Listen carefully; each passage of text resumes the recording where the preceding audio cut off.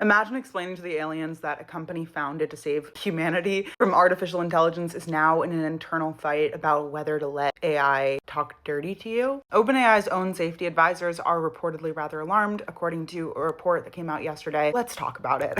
OpenAI started in 2015 with a mission statement about ensuring that AI benefits all of technology. 11 short years later, it is slightly more focused on whether it should be allowed to sext you. According to the Wall Street Journal, it is actively exploring allowing explicit conversations in ChatGPT.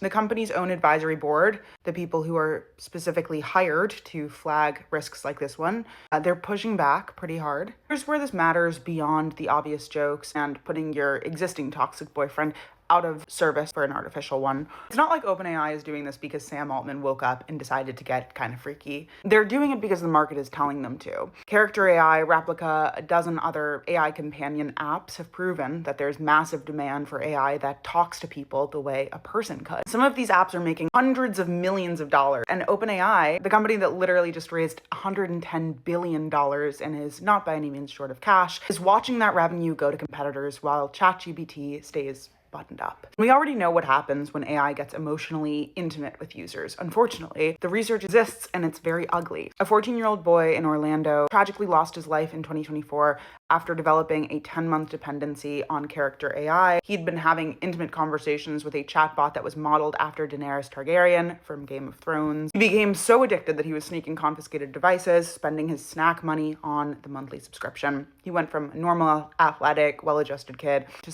someone who was completely withdrawn and didn't look like himself in less than a year. Science shows that human-like AI responses trigger the same oxytocin-related bonding mechanisms as real human relationships.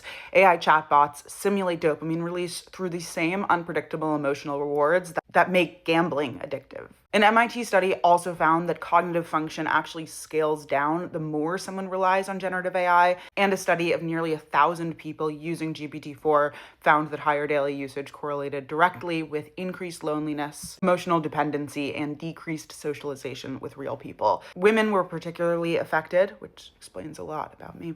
Researchers have proposed adding AI attachment disorder to the diagnostic manual, making it a clinical condition for people who form parasocial relationships with artificial entities, literally a psychological condition. The most powerful, highly valued private company in the world is building a product to make it worse, to spread that to more people. And that's with chatbots that have guardrails. Imagine no guardrails on the most powerful language model on earth.